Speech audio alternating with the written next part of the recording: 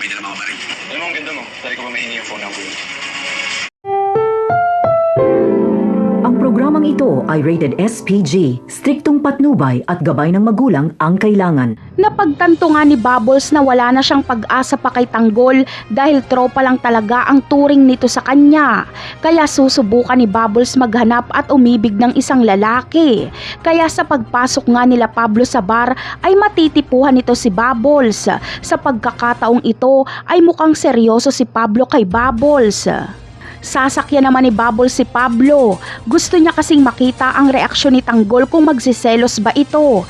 Kaya sasabayan ni Bubbles si Pablo sa landian.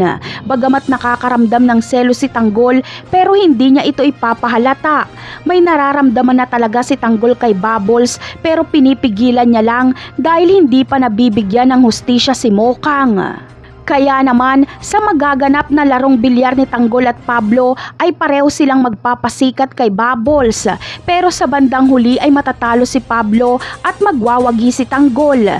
Madidistract kasi si Pablo sa kagandahan ni Bubbles sa tuwing titira siya kaya hindi siya makakashoot.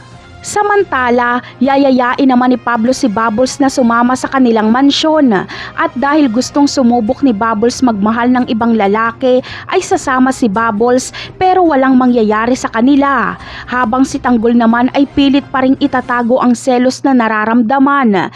Ngunit ano kaya ang magiging reaksyon ng mamita ni Pablo kapag makita nito si Bubbles?